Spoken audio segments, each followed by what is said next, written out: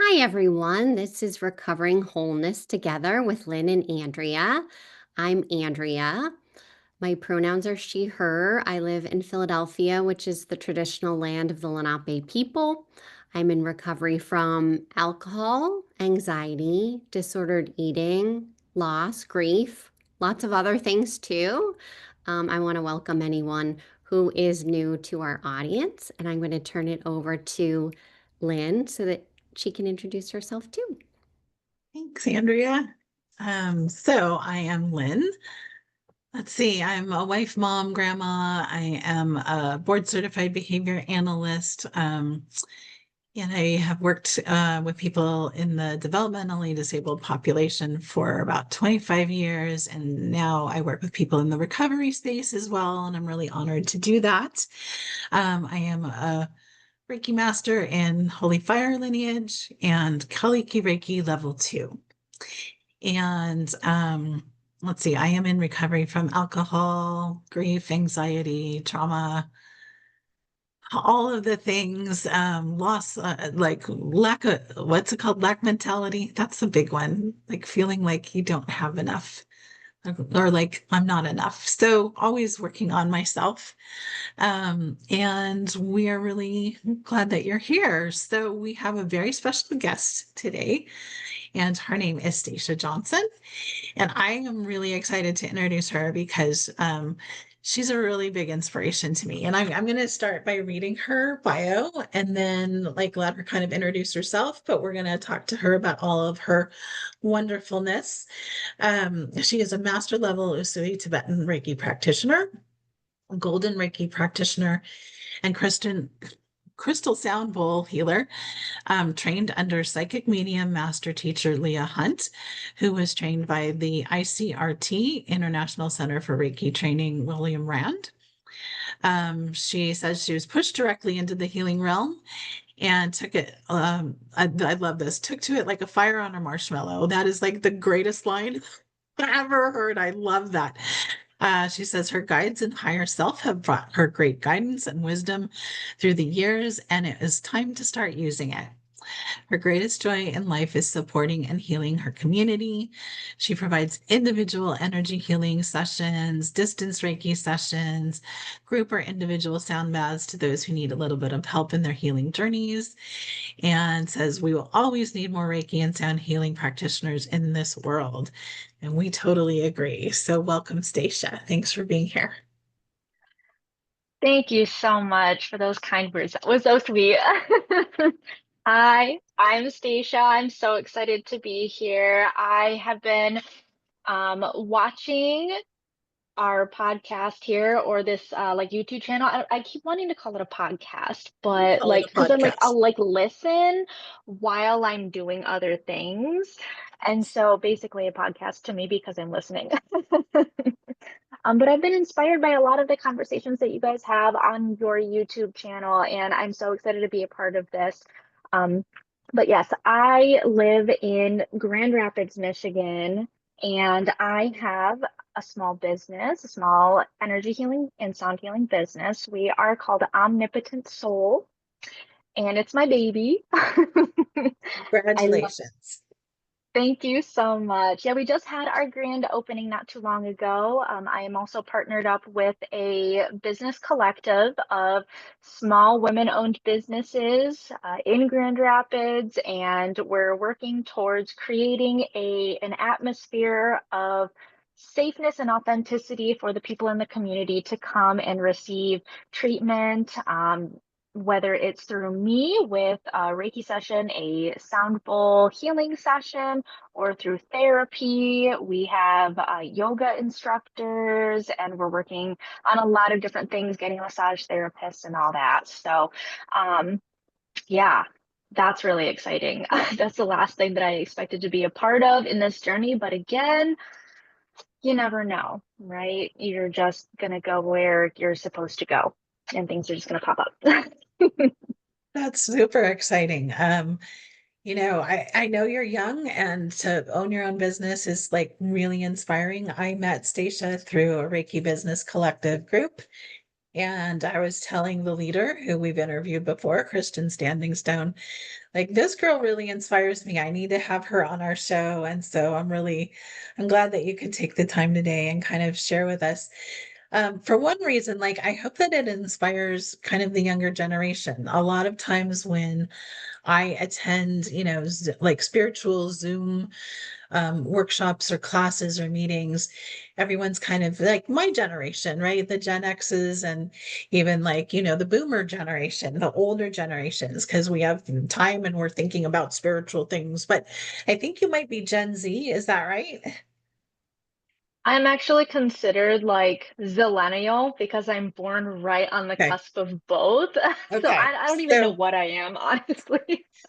yeah, so a little bit younger, and I think it's really inspiring that you're already owning your own business. You're on your direction. You've found your true north. That star is guiding you, and you've just like grabbed it and run with it. So congratulations on your grand opening.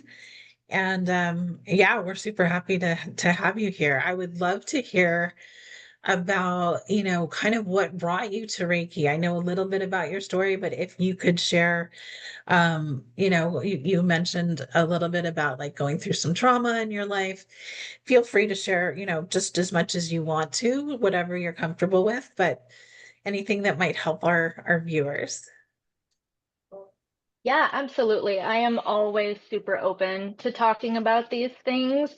I feel like it is really important to have a space to be able to talk about, because everyone's lives are different, but everyone understands to an extent, and sharing the awareness of what it looks like, what it is, and how it feels is just as important.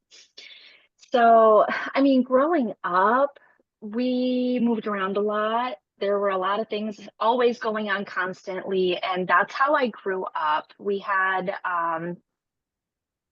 domestic violence in the home as well, and I was the oldest of three younger sisters. And so while all of that was going on, I was tasked with making sure that they were safe and cared for. And I still do that to this day because I love doing it. I love them to the beyond. And all the way up until just about my senior year. We hadn't moved in maybe a couple years, but I had a very, very traumatic life change during that time. And my mom just kind of picked everyone up, my sisters and everyone, and just left. And I spent my senior year technically homeless, kind of couch hopping, trying to get to graduation. And that's where everything changed for me. Like I had had a plan for my life. I knew what I was going to do. I was going to be a teacher. I was going to teach music classes. I had a goal of ultimately being a music instructor for universities. Like that was my ultimate goal. And after all of that, it kind of washed away all of those plans for me. And it started me off to what I felt was square one. Like I had made all these plans, I had my colleges picked out, and then there was no way that that was going to happen because of that amount of change that happened inside of myself and my identity shifts and my challenges, in terms of trauma and accepting what my life was becoming and what it was supposed to be. And in general, that time of our lives is just so turbulent as it is. And so I had gone into college, but I wasn't doing super well there, um, which was difficult for me because growing up, I was a very, very good student, and I lived for getting those stickers and those smiley faces at the top of my papers. And then all of a sudden, I didn't really care about a grade. So that started to shift and change the pathways in my brain to consider what was really important at that time. And it wasn't just about survival, it was about figuring out where sustainability was going to be for me. And it that led into a about 6.5 year deflation period. I call it a deflation period because it has more, it's a little more sparkly than 7-year depression, 6-year depression. And the word depression has such a negative connotation to it, but really it can be a very, very useful and helpful period of reflection and time if you're led in that direction. And so for me, I call it my deflation period. Um, but that during that time, I was unable to, and this is where the recovery part comes in. I was not able to really get out of bed. I could not have a job. I wasn't able to shower. I know that sounds gross, but that's just the reality of it.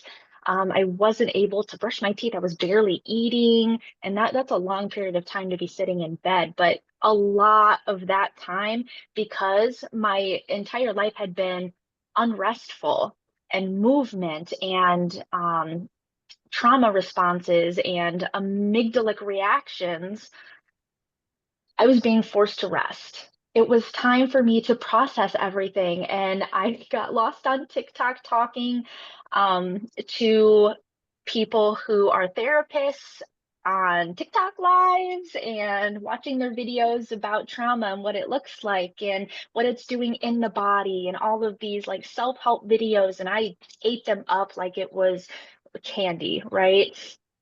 And then 2020 comes around and I'm actually up and able to kind of move around a little bit more. And then we're all stuck at home, right? Like that was not really a fun time for most people, I'd say, unless you're introverted, then it was a great time.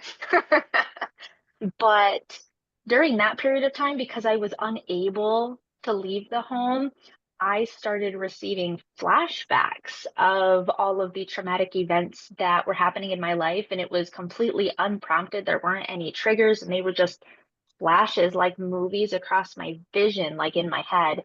And I didn't know what to do with that. And I'm like, okay, I think at this point it would be a good idea to go to therapy. So I searched for some trauma therapists in Grand Rapids, and my therapist, who I've had for 5 years now, popped up, and she has been such a big help to me in validating my feelings, my emotions, helping me understand what my reactions are looking like, both for myself, but also for other people, so I can learn accountability and be accountable for my reactions and kind of come out of that state so that I can be who I really actually am, not who trauma designed me to be. And so once that really started to take place, couple extra traumas tossed in, I was more able to handle them. I was more equipped to handle that within myself. I was driving one day, and on long drives is typically nowadays when I would receive messages and things like that from my spirit team because I'm just by myself. It's just like a mundane task, right? And this was the first time that I had had a message from my team in 6 or 7 years since that deflation period started. And they were like, shaman, shaman, shaman. And I was like, well, hi, firstly, what is shaman? What even is that? So because I'm driving, I asked my car, I was like, what is a shaman? And it was like, a shaman is someone who is like a spiritual leader in a group of people. This lineage goes back for, millennia, yada yada. And it was like, if you want to learn more, click the link I sent to your phone. It's like, I will do that later. But from there, that really sparked that interest in looking into that kind of spiritual part of recovering and healing.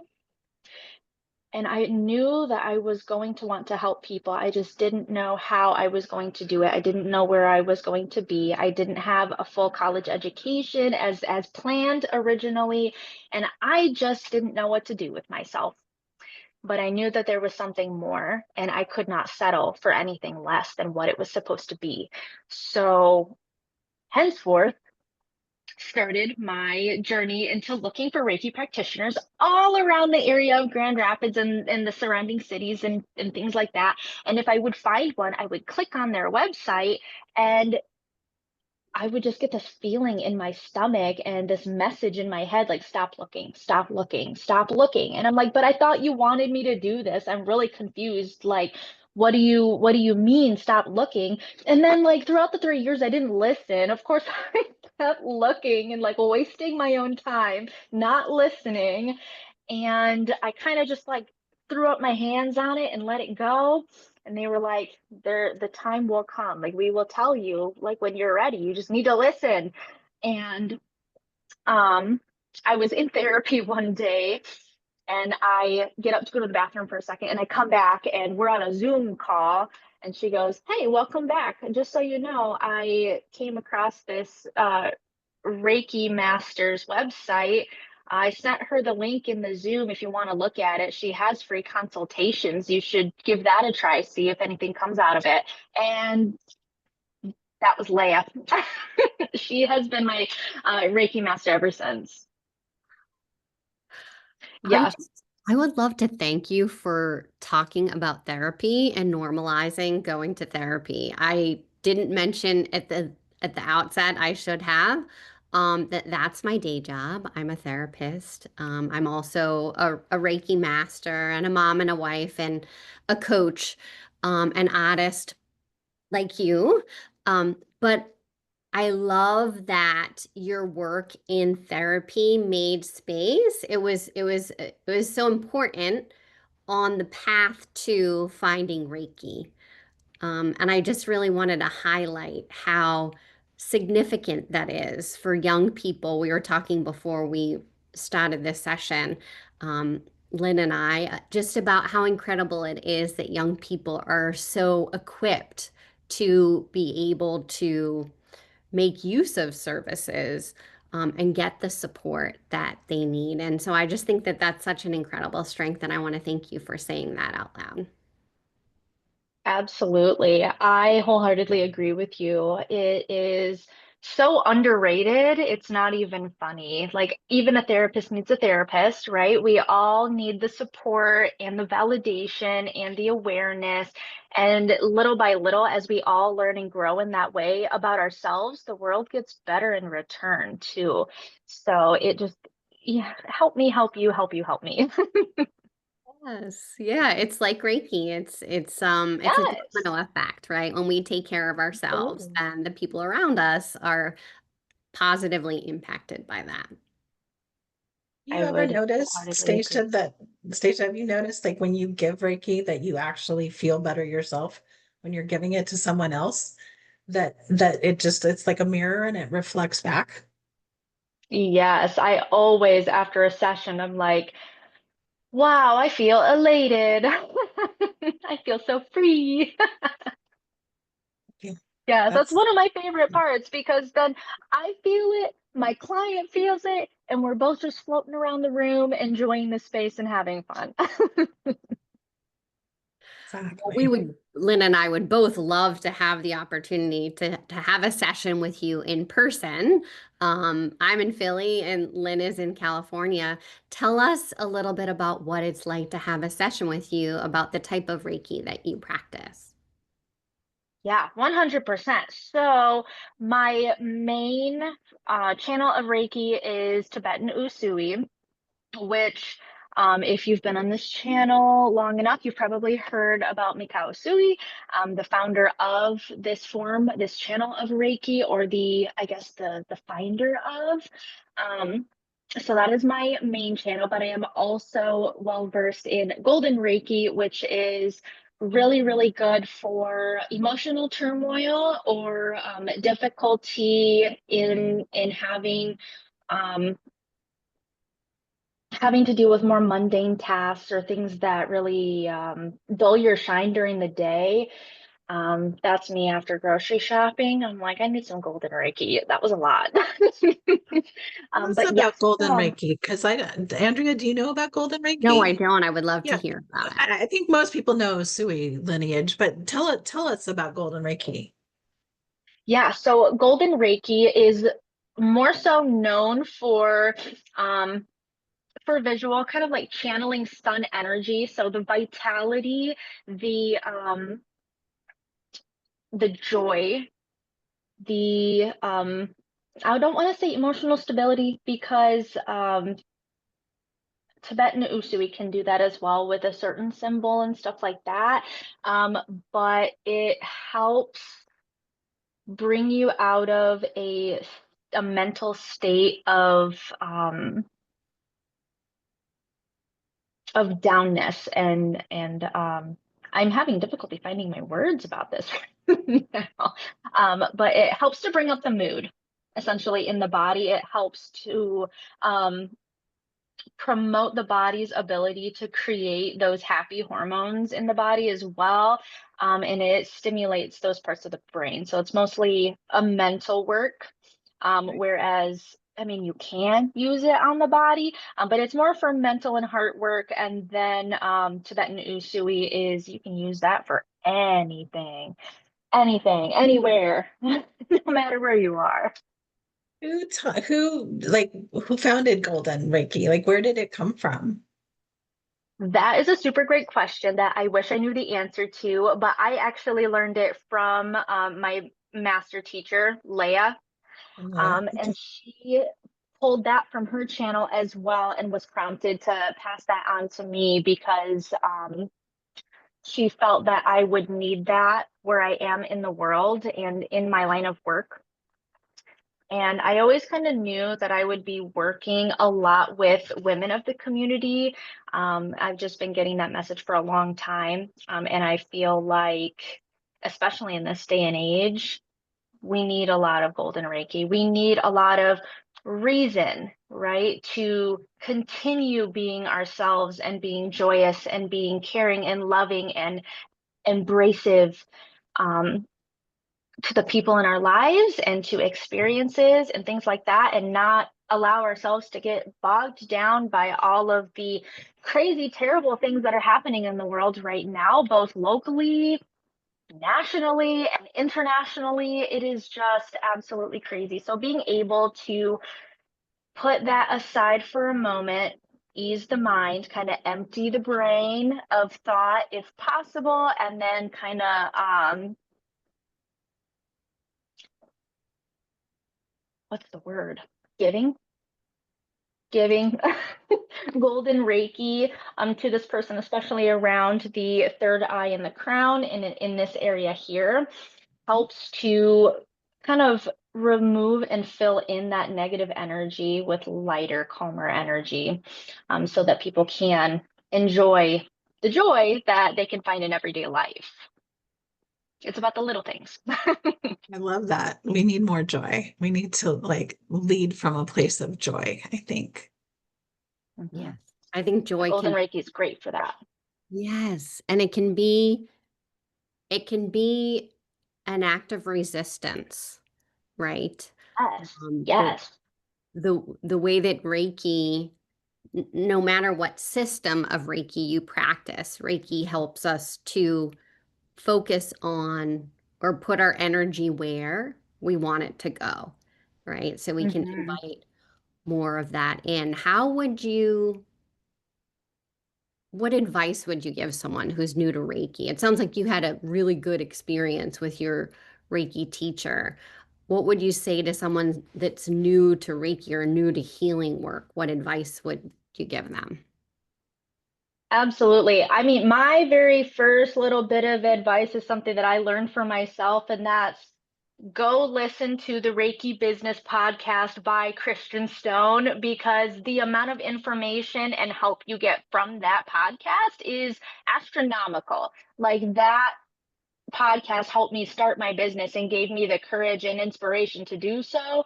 But also, a really big part of starting a Reiki journey is that, and they do talk about this in the podcast, is that identity shift that you're going to have, because having these attunements and starting these immediately purges out and releases all the negative energy, and it helps work blockages out of the system and things like that. But it sounds a little bit easier than it really is sometimes. So you're going to have feelings that are going to come up, and this is totally and completely normal. This is part of the healing process. Where your vagus nerve is unregulated. You have these areas of pain in the body. A lot of the times it's more so emotional pain than actual, well, the emotional pain causing the physical pain. So having these thoughts, feelings, and emotions and letting them come out and sitting with them and letting them exist is so super important during the process as well, and honoring yourself in that too, because you must firstly help yourself and make sure that you are good, that you are healthy, and that you are taken care of. Because if we're going to be helpers of others and help them through the purging and the things that we experienced when we started too, we need to be able to be well equipped to handle that in ourselves and offer that support for somebody else too. That's something that we do take on if we're going to be giving other people sessions and helping them through these periods of purging, potentially for the first day to 3 days, depending. But being able to sit with those feelings that come up, they exist, and we cannot wish them away. We cannot shoo them away. We cannot bury them down and pretend they're not there. They're always going to come up, and seemingly at the most inconvenient times, too. So, my biggest piece of advice is let it come up, let it exist, give it space, feel it, understand, listen to your body. A lot of the times the root comes right up at you. And then once you are able to do that and you let yourself undergo that process of healing, you can release it and you can let it go. And then you can move forward from there. And then through what you learned through that process, you can help other people when they're going through it, because it is an extremely human thing to go through. Give it space. Give yourself space, and you are totally valid in your feelings. You are just amazing. You have it so perfectly, succinctly. Like, I'm just, like, I have like nothing to like, I can't even add to it because she's like covering every single thing. It's like, do your own work first. I'm going to try to summarize because that was all beautiful. It's do your own work. Be able to sit with the uncomfortable stuff. The one piece you didn't say, which I'm going to add, well, you sort of did a little bit with the podcast, is find a community that can support you through this hard work, right? And then share it with others. I think that's what you just said. Yes, absolutely. And I love that you added that in, I guess, in my brain, like it was implied, but absolutely make sure that you have people around you who care about your journey and care about what you're going through and are there to help and support you in those ways. Like, even if they're just like, can I bring you some water? Please. Yes, please. I need water immediately. Let people help you. Um, but yes, that is one of the biggest beauties about Reiki, in my opinion, is the fact that it helps with that. And it also can help with the symptoms that you have as well, including some of that mental fog that you might come across when you're working on recovering and healing and processing and learning. It's a lot. It's not a small feat by any means, and it is extremely brave to do. Extremely brave. And that is when you start beginning to uncover your own authenticity through Reiki and being able to slough off all of the conditioning and the masking from all of the traumas and the things that other people taught you. And then you can start to learn who you really are, who you really want to be, and then start becoming that person yourself based off of what you think, not what other people have told you need to be. And that form of authenticity, being able to access that in yourself is a lot of work, but it is a huge privilege to get there. And you should pat yourself on the back because, again, it is no small feat. It is brave. I like the way you talked about how your journey with Reiki, with healing, can impact your sense of identity. And I think for me, I know for Lynn too, the Reiki precepts are really important in terms of guideposts for living, right? And so I'm wondering if you use or how you use the Reiki precepts in your life and how Reiki has shaped your identity. Hmm. Yeah, 100%. So when I first started Reiki, I had already started trying to unlearn traumas and patterns and things like that and rewire my brain. But by no means did I expect how much it really would change the way I thought about things. And it's not for everybody, but for me, it was revolutionary in my life. And when I first got these attunements, like that first week, I was like, oh my gosh, like this is amazing. But then once I became accustomed to that energy change and that frequency uplift in my body, that's when things kind of started to return to normal in terms of my thought patterns. And I was noticing like crazy when my first thought would be something negative or mean either to myself or potentially towards other people. Very, very extremely human, especially when we live in a world that focuses on the negative. But it was so trivial at first to remember those precepts and then put them into action as well. And so now every single day, I have this like little list. I go drive to work, which I am also an orthodontic assistant. So I'll drive to work, but I'll get there early and I will just sit in my car by myself for like 30 minutes and I will just lean back and I will think of my precepts. And I remind myself throughout the day, especially at lunch, the halfway point, right? After you eat, you get really tired and sometimes you get a little grouchy. So I like to remind myself that even if it's just for today, I'm not going to get angry. I'm not going to worry.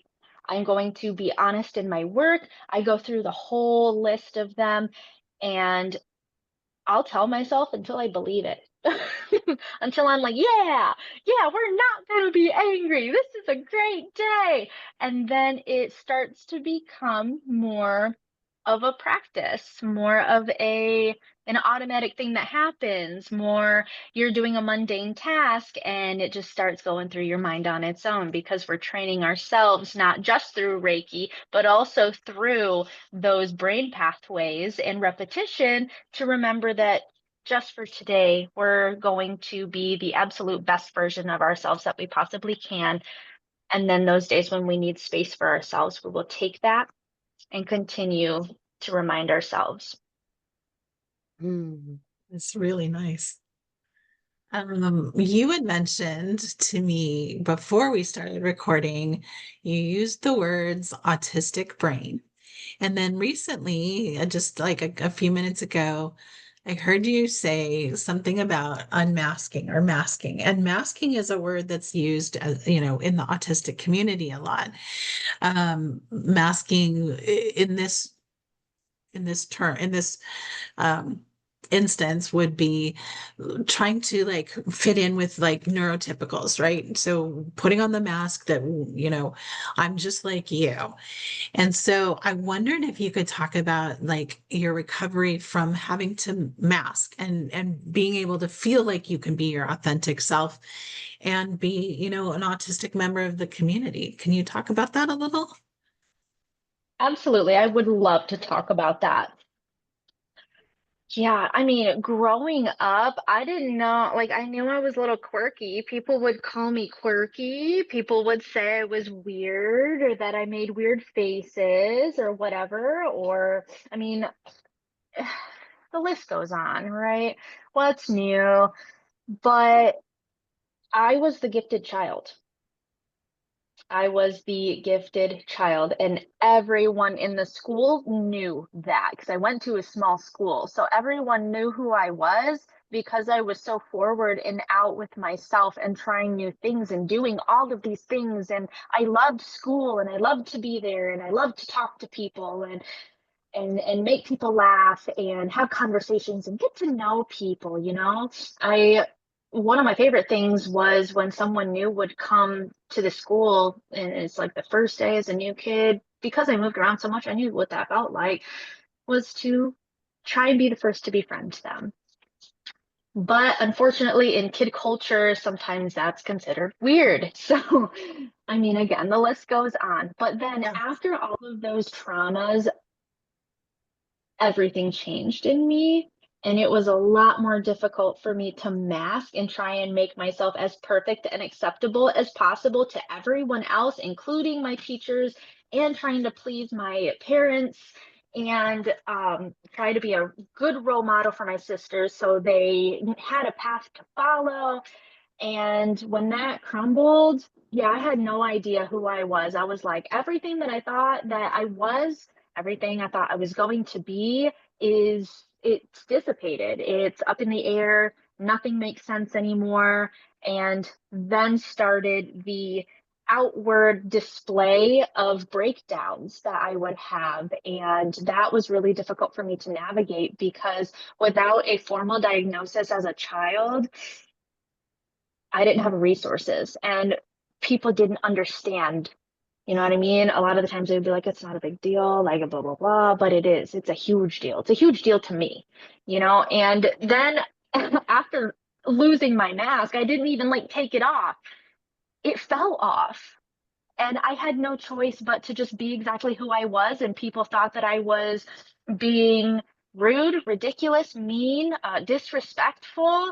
But really, it was just exactly who I was on the inside. And I would ask questions all the time, and my tone was not how it used to be. And people didn't know how to digest me in that way. And in turn, I lost a lot of friends and a lot of family. And then the trauma of that on top of it, and everything was just really crazy and weird. So once I started this healing journey, once I went through that deflation period, and I got into therapy.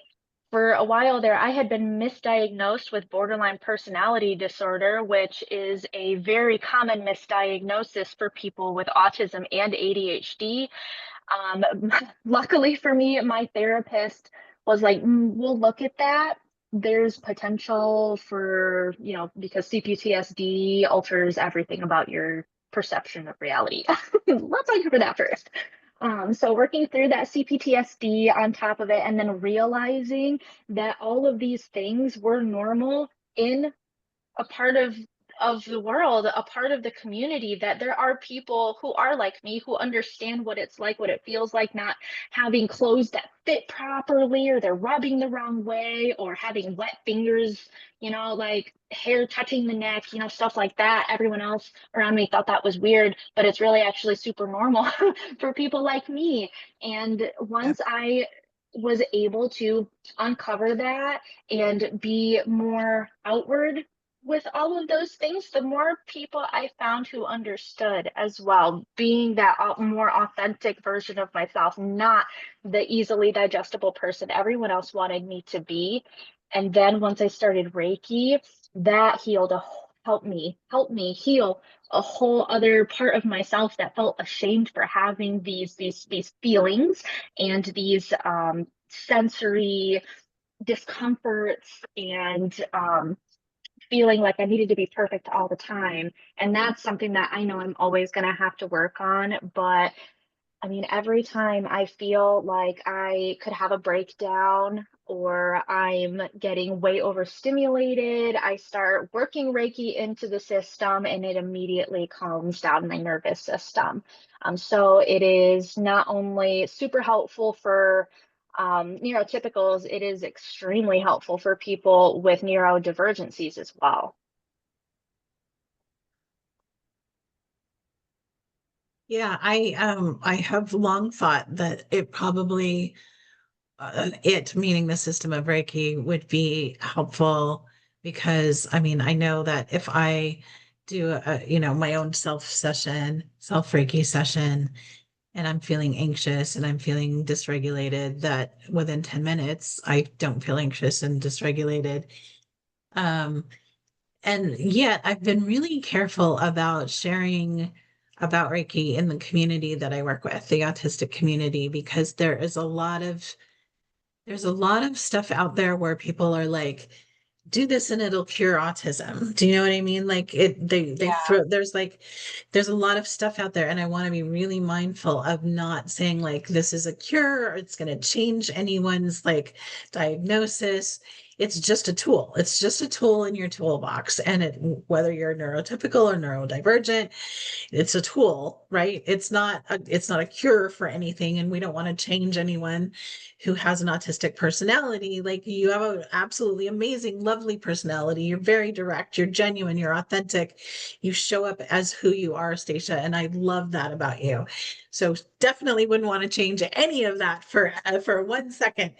But I mean, we all can benefit from this tool of the system of Reiki. And so thank you for being able to be willing to come on the show and talk about that. It kind of feels like it helps open a door for me to be able to talk about it, because I don't identify as autistic. I don't have that diagnosis. Doesn't mean, I mean, I think it's all a spectrum, right? We all, we're all somewhere on the spectrum, but I want to be really, really respectful to people that have that additional challenge to navigate, that I'm not, somebody out there that's saying, oh, like, here, do this and you'll get better. So I really appreciate you using your own words to talk about how it's helped you. Thank you. Absolutely. And I think that's a really beautiful idea. I think that it is something that I know to work, especially on myself, but also through my own workplace. I, again, work as an orthodontic assistant as well. And we see a lot of kids of all sizes and demeanors and personalities. And we do have neurodivergent kiddos come through. And sometimes we have to do things that upset their sensory difficulties. And so, I mean, I don't really even have to try. I don't even have to think about it sometimes. But when I have to do something in terms of healthcare to help these people, sometimes the Reiki will just flow straight through my hands into the work that I'm doing, and immediately I see a difference in the squirminess and the discomfort and the stimming for the self-regulation. I use it to help them feel a little bit more calm and a little safer in a place that is not necessarily known for being calm and safe and comfortable as such a dental office. And I've seen a lot of result to a point where there are people who really only want to work with me because they feel calm and safe in my chair. So I think you should go for it. So thank you. Thank you for sharing that. Yes, I too, like Lynn, I feel like I've wanted for a long time to incorporate more Reiki into my practice with my counseling clients and coaching clients. For sure, it's easier to do that with coaching clients. With in the counseling field, with all of the, um, you know, limitations and regulations related to licensing and things like that. I know historically there has been a separation between um, other healing modalities like Reiki and therapy. But I was telling Lynn just last week, I went to a continuing education training about incorporating Reiki into your therapy practice. So I do think that there are just so many tools that we can use to help heal ourselves. And Reiki has just been one that, for me, has been noticeably helpful, even in those early days. Like you, I learned about Reiki right before the pandemic, and I had always wanted to take a class, and I did that, and I just felt like, um, it really accelerated my healing process. And it's impacted, it always impacts my clients, even if I'm not doing Reiki, because my whole outlook on life is informed by those Reiki precepts, like we talked about. Hmm.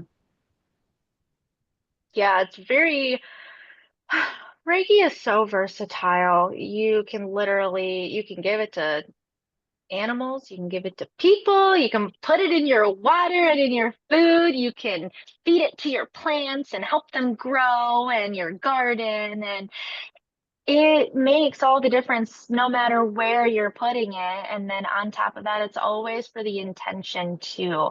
Reiki never harms. It is always there to be helpful and gentle and like the guiding lantern to help get us to where we need to go, to make us more comfortable within ourselves, and help us to be the best version of ourselves that we really truly can be. And that's the ultimate goal, whether we're in dentistry, whether we're in ABA, or if we're a therapist.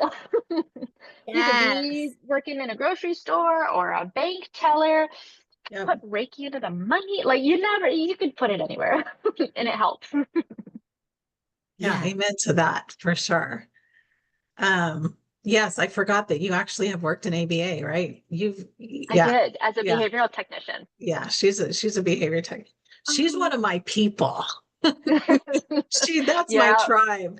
So that's another exciting connection that I have with Stacia. I just feel like I was meant to meet you. It's such a blessing. Tell us, before we have to wrap up, tell us like what events that you have coming up. I know that you have a sold out event on your website. I saw that, and just like how people can find you if they want to work with you. yeah. So I host group sound baths and things like that, and that's the one that is currently sold out. There are limited spots because we are a smaller location, but we will be offering more of those throughout the year, throughout the summer. It's going to be a very regular thing, and then we will eventually find other dates for that as well. Those are one of my favorite things ever. It's just the coolest thing to hear about people's experiences after a sound bath with me. Um, and then I have a handful of festivals that my business will be going to. We always offer 15-minute mini sessions, mini Reiki sessions, or sound healing sessions for $15. And, trying to spread it and disperse it as much as possible to help as many people as I can in a short period of time. And then we always sell Reiki infused crystals. So we have a one of those on July 12th. I'm so bad at dates. I'm pretty sure it's on July 12th. And then we have another one, and it's way bigger. I am also a part of the New Wave Festival, and it is a newer, I would say it's a business. So essentially, what they're trying to create is more of a musical, mystic, healing culture, and be able to bring in DJs, artists, different vendors, and healers, such as myself. And I am the lead healer for the group of New Wave Festival. And I facilitate the healers section and those who want to be a part of the mission there as well. So lots of things going on. Oh, that one's August 9th in Battle Creek. That's so great. Awesome. And I will put your links on. Yeah, I'm pointing down because in the video it'll be on YouTube with It'll your be there. links. Put a little bit of, your bio and any last thoughts, Andrea or Stacia, anything that we want to kind of wrap up and share? This has been just like so inspiring and energizing, and I just feel really blessed and lucky to be a part of this community. Yes, I do too. I feel so grateful to have met you, Stacia. I love your energy and your enthusiasm for Reiki. I get that way too. I get really excited when I talk about Reiki. And I just really appreciate the way that you show up for yourself and for the people that you're supporting, no matter what capacity, whether it's in your day job or your Reiki business. Um, you are a helper. And it's clear that that is where you want to be and where you need to be is helping other people. So thanks so much for being here and sharing about your experiences with us. It has been such a pleasure to be here and to talk with you ladies about the realm of Reiki and recovery as well. And, being able to talk about some of those darker sides of being human. It's that catch 22. It's um, the very real part of and the rawness of being a part of the human race and being able to spread awareness for that and put it all out there into the open and give people the opportunity to relate and understand or feel understood. And that's my favorite part about being here. Thank you so much for having me. I do actually have one thing that I want to share before we wrap up. Um, so there are a lot of people who really honestly don't know a whole lot about Reiki or because it would still kind of be considered like woo woo energy, right? I hear that a lot. But the scientific studies are coming out. They're doing them left and right all over the world. So I do highly recommend if you're interested in learning a little bit more about the scientific side of Reiki, there are a lot of studies that you can find to read on the PubMed or the National Library of Medicine. You can find a lot of information on there, and they are constantly posting more information articles on all sorts of topics medical.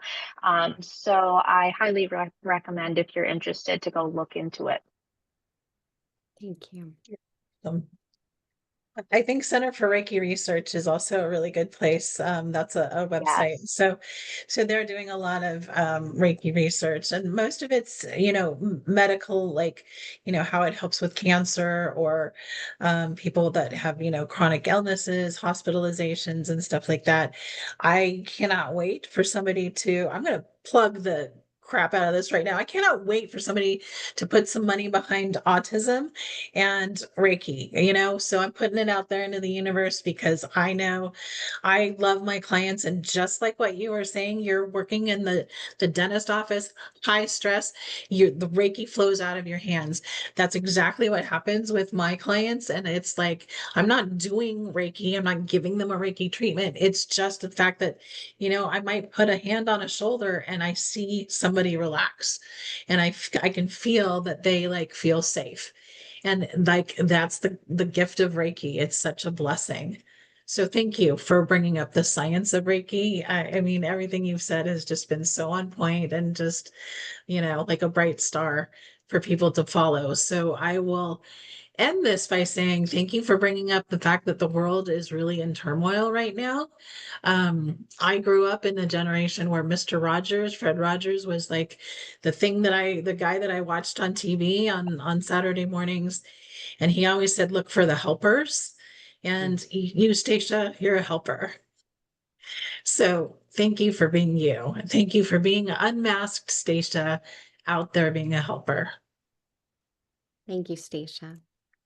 Thank you, ladies, so much. I am so happy to have had this opportunity with you guys. Thanks for inviting me. All right, thanks everyone. Bye.